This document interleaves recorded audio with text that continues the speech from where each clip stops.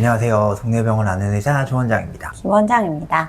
오늘의 주제는 무릎 골관절염과 히알루론산 주사에 대해서 말씀드리려고 합니다. 오래된 그런 약품이고 몸에 끼치는 부작용 이런 것도 사실 거의 없죠. 주사 통증을 제외하면.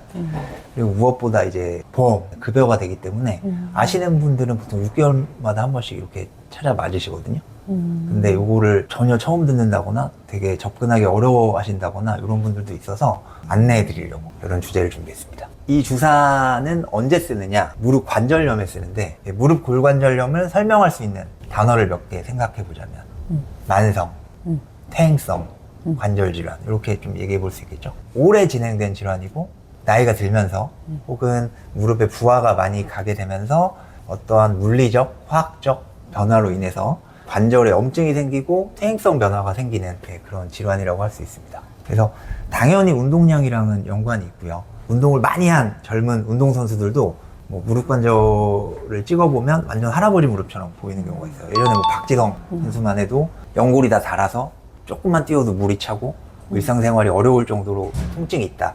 이런 기사를 많이 본 적이 있고, 무릎 관절 같은 경우는 쉽게 생각하면 자동차 타이어라고 생각을 하면 돼서 막 닳는 쪽으로 가면은 이게 전으로 돌아가지는 않아요.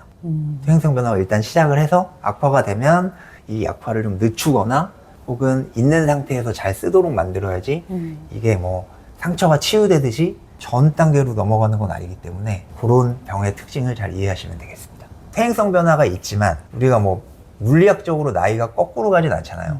50세가 45세가 될 수는 없지만 50세지만 45세처럼 살 수는 있으니까. 처음에는 연골, 그냥 무릎에 연골이 닳기 시작을 해서 여러 가지 변화가 생기게 되는데, 처음엔 연골이 닳고 그 다음에는 뼈가 손상을 입겠죠. 그래서 뭐 그런 염증 물질로 인해서 뼈가 우술투술하게 되는 걸 이제 골극이 형성된다고 하는데, 나중에는 주로 안쪽 면이 이렇게 좁아지게 돼요. 내측이 낮아져서 나중에는 오다리처럼 이렇게 변하기도 하고요. 슬개골이랑 무릎뼈 사이의 공간도 좁아지고 그쪽에서도 관절염이 생겨서 거기서도 통증이 발생하고, 그다음에 뭐 소리가 난다거나 뭐 이런 변화가 생기게 됩니다. 가장 흔한 증상은 통증입니다. 예. 통증이고 처음에는 어떤 부하가 가해지거나 많이 걸었을 때 통증이 생기다가 나중에는 가만히 있어도 아프게 되는 거예요. 그냥 일상생활 영역에서 뭐 소파에서 일어난다거나 이 정도에서도 막 통증이 생기고, 아침에 무릎이 좀 되게 뻣뻣한 느낌 이런 게 좀 있을 수 있는데, 류마티스 관절염이랑 감별점을 말씀드리면 이거는 좀 빨리 괜찮아져요. 아침에 한 5분, 10분 이렇게 움직이면 누워 잔 이후에는 좀 괜찮다. 그리고 많이 걸은 다음에 저녁에 많이 아프다. 이게 이제 골관절염의 특징이 되겠습니다. 류마티스 관절염은? 류마티스 관절염은 뻣뻣한 게 조금 오래 가고 운동량이랑 딱 비례한 게 아니니까 오전이나 저녁이나 뭐 크게 차이가 없겠죠. 무릎은 임신했을 때가 아팠던 거. 체중이랑 되게 관련이 있어요. 골관절염도 모닝 스티프니스가 있는데 류마티스 관절염이 더 심하죠. 이게 완전히 그냥 클리어 컷하게 딱 나뉘진 않으니까. 그치. 예, 뭐, 류마티스 관절염이 있던 분이 나이가 들면 그렇죠. 오해가 생기죠. 더 잘 생길 수 있겠죠. 어쨌든 그런 관절에 약한 부분이 있다는 거니까 같이 생길 수도 있는 거죠. 예. 근데 류마티스 관절염 같은 경우에는 다발성이고 더 조기 발병이죠. 예, 더 젊은 나이에 여러 관절이 아픈 게 류마티스고, 나이가 좀 있는 분이 무릎이 아프다. 관절이 하나잖아요, 무릎은. 그러면 이제 골관절염을 의심할 수 있죠. 류마티스 얘기를 못 들어오셨다. 그러면 사실 골관절염이에요. 예, 그 전에 보통 진단이 다 됐을 겁니다. 저 궁금한 게 있어요. 네. 몸무게 부하를 비례하니까 골다공증이 심한 사람은 골관절염이 별로 없나? 쉽게 생각을 하면 골관절염은 그냥 계속 부하가 가해지는 거잖아요. 당연히 체중이 많이 가거나 운동량이 많으면 무릎에 부담이 많이 가 있었겠죠. 4, 50년의 세월 동안. 체중이 많이 있으면 골다공증이 좀 적어지고 하는 것도 이제 부하가 가서 그런 거잖아요. 그러니까 어떤 상태가 원인에 따라서 이 두 결과가 있는 거지, 이 두 개를 이렇게 이을 수는 없는 거죠. 제일 많이 발생하는 유병률은 몇십 대가 오나요? 65세 이상에서 30%, 여성은 43%, 남성이 조금 적고. 덜하네. 근데 이거는 그냥 65세를 통증이 있으면 골관절염이라고 진단을 하겠죠. 퇴행성 변화는 무조건 있으니까. 근데 이제 내 생각에는 여자분들이 조금 더 아프다고 하는 게 아닐까. 예, 아파서 진료를 더 보니까 유병률이 이렇게 높게 나오는 거지. 65세 무릎을 찍었을 때 퇴행성 변화가 하나도 없다? 이건 말이 안 되죠. 예, 자동차를 10만 킬로를 탔는데 타이어가 하나도 안 달았다. 이런 거랑 똑같은 거니까. 근데 제 생각에는 여자는 폐경이랑도 관련이 있을 것 같아요. 폐경이랑 관절 상태랑 관련이 있다기보다는 통증이랑 관련이 있을 수 있을 것 같아요. 통증에 더 예민해질 수 있어요. 그렇죠. 예. 어쨌거나 관절의 상태는 기간, 사용 기간, 그러니까 나이와 스트레스 정도, 체중이 많았던 사람이 더 잘 생길 수 있고, 운동량이 많았던 사람이 더 잘 생길 수 있고, 요런 관계가 있고요. 나이가 많은 분을 찍으면 퇴행성 변화는 분명히 있을 거지만, 그거로 인해서 어떤 불편감이 있을 때 진단이 내려진다. 이렇게 이해하시면 되겠습니다. 근데 요거를 이제 분류를 할 수가 있잖아요. 어느 정도 심한가. 요때 쓰는 게 펠그렌 로렌스 그레이드라는 게 있어요. 굉장히 중요한 게 보험이랑 관계가 있거든요. 예. 0, 1, 2, 3, 4 이렇게 있거든요. 그 히알루론산 주사 있잖아요. 이게 1, 2, 3까지만 돼요. 아, 사는 중요. 4는 안 돼. 4는 효과가 별로. 너무 심하면 효과가 없고 4는 사실 수술 단계. 그래서 주사 맞으시러 가는 분이 6개월마다 한 번 오시는데 네. 엑스레이 또 찍어요? 제가 생각해도 별로 변화 없을 것 같은데 찍어야 되는 이유가 그거예요. 왜냐면 거기다 써야 되니까. 내가 엑스레이를 확인했고 확인했더니 켈그렌 로렌스 2다. 켈그렌 로렌스 1이다. 켈그렌 로렌스 4다 라고 쓰면 보험이 안 되지. 삭감당합니다. 그래서 켈그렌 로렌스는 보통 요때만 쓰는 것 같아요. 1단계 같은 경우는 아까 말씀드린 우둘투둘한 게 좀 생겼나? 약간 의심되는 정도. 2단계는 골극이 좀 확실하게 보이는 정도. 3단계는 관절면 좁아진 게 명확하게 보이고 골극이 아주 명확하게 보인다. 4단계는 뭐 그 외에 다르면 관절면이 아주 안 좋아지고 골극이 아주 심하고.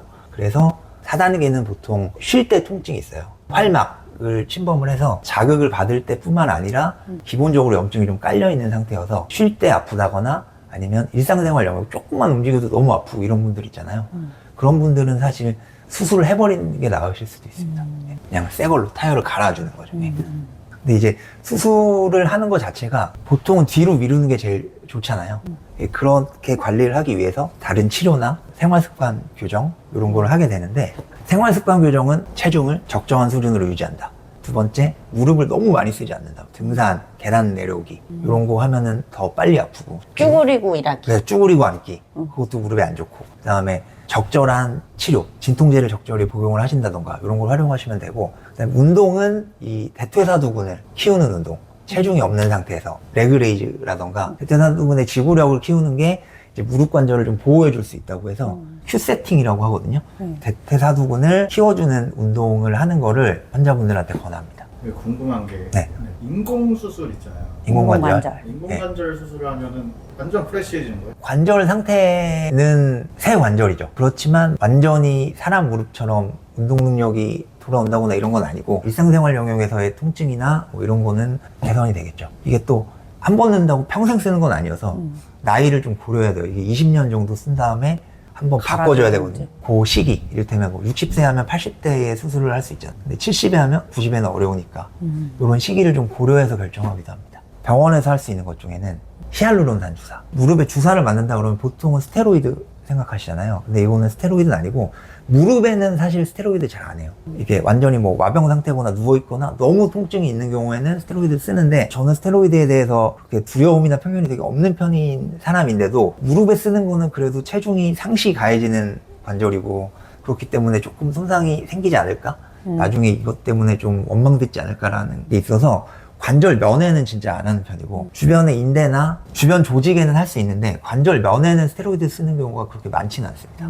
그래서 보통 무릎에 주사를 맞았다라고 하시면 이제 히알루론산, 급여가 되는 건 히알루론산이고 그 이외에는 뭐 요즘 다른 주사들이 좀 있긴 한데 대부분 비급여고 비용이 많이 발생하기 때문에 그거는 조금 선택적으로 생각을 하시면 되고요.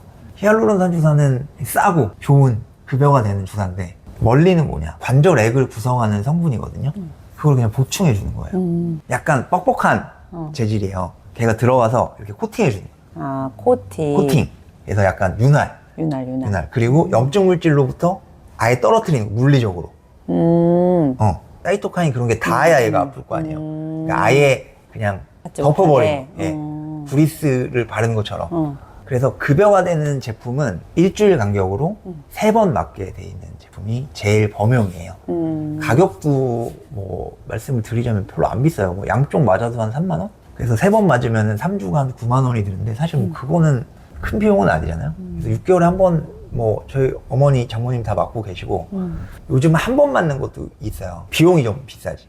저는 그래요. 그래도 3번 맞는 게 더 낫지 않나? 왜냐면 이게 그냥 물리적으로 덮어주는 효과니까 3번 맞는 게 더 낫지 않나? 라고 생각을 해요. 그러니까 뭐 이거는 약간 선택의 영역인데 병원원이 농도가 너무 다를까? 분자량이 다르대요. 분자량이 달라서 좀 오래 남아있을 수 있게 만들었다. 그래서 효과가 뭐 한 번 맞으나 3번 맞으나 같다. 이렇게 하는데 나는 그래도 자동차 엔진 오일이라고 생각을 하면은 조금 싼 걸로 여러 번 가는 게 낫지 않나? 라고 생각하는 사람이어서. 그리고 약간 치료를 하다 보면 다 자기만의 스타일이 있는데 저도 이런 부분에 해당하는 그런 치료들이 있거든. 내가 생각할 때 이게 이렇다고 하지만 내가 고집하는 게 있지. 병원이나 주사에 대한 되게 공포가 있다. 그리고 너무 시간 없어서 한 번에 딱 끝내고 싶다. 뭐 이러면 한 번에 끝내시는 게 좋은데. 주사를 너무 무서워하면 그러실 수 있어. 그쵸. 근데 주사 통증이 또 있어요, 얘가. 왜냐면 약이 무릎관절이라는 데가 보통은 이제 블라인드로 하기 때문에 뭘 제구하는 걸 잘 안 하거든요. 왜냐면 만져서 그냥 넣기 때문에 작은 혈관들 같은 걸 건드리면 뭐 출혈도 있을 수 있고 혈관 건드리면 또 아프잖아요. 그리고 약 제형 자체가 좀 뻑뻑한 거여서 들어가는 느낌이 있고 새는 데로도 되게 아파요. 다른 데로 들어가면. 그래서 뭐 주사 통증이나 불편감이 있는 그런 걸 생각하면 한 번에 하는 게 좋지만 개인적으로는 효과 면에서. 뭐 비용이나 뭐 이런 걸 생각했을 때 굳이 한 번 맞을 필요가 있나라고 저는 생각하는 편입니다. 사람이 누구나 죽듯이 누구나 생기는 거예요. 예. 100살까지 안 생겼으면 200살에 생기겠지. 그러니까 이거는 무릎을 보호하는 목적이기 때문에 사실은 하시는 게 맞습니다. 예. 고지혈증 약 같은 거는 먹어도 사실 손해 거의 없잖아요. 그래서 약간 그런 느낌인 거예요. 저희과적으로는 이거를 뭐 굳이 안 맞을 필요가 있나? 뭐 이게 새로운 약도 아니고 어디서나 되게 쉽게 맞으실 수 있는 약이고 하기 때문에 이거는 6개월에 한 번씩 맞으시는 거를 저는 추천을 드려요. 네. 무릎 통증이 있거나 관절염이 시작된 분들한테는. 무릎 관절염은 누구에게나 온다.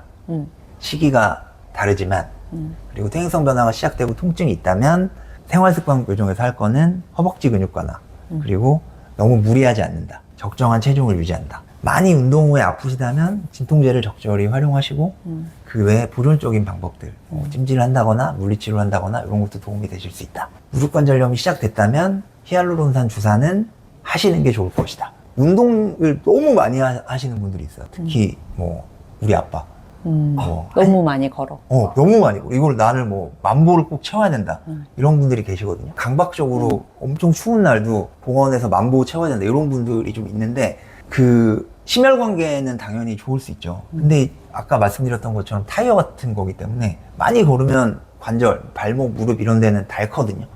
그래서 아플 수 있습니다. 그래서 보통은 한 20-30분 정도 빠르게 걷기 이런 걸 좀 권해드리고 너무 많이 걷거나 등산 같은 것도 사실은 연령 있는 분들은 제한을 하시는 게 맞죠. 하고 나서 막 너무 아프다 이러는데도 꼭 하시는 분들이 있는데 뭐 아주 좋아하시는 거를 완전히 제한할 수는 없지만 그래도 어떤 운동이나 이런 걸 할 때 관절의 상태나 이런 걸 고려하셔서 적절한 수준으로 하시라 이렇게도 좀 부탁드리고 싶습니다. 결국 나이가 들고 체중 관리는 해야 되잖아요. 네. 운동은 또 옛날만큼 많이는 못 하잖아. 네.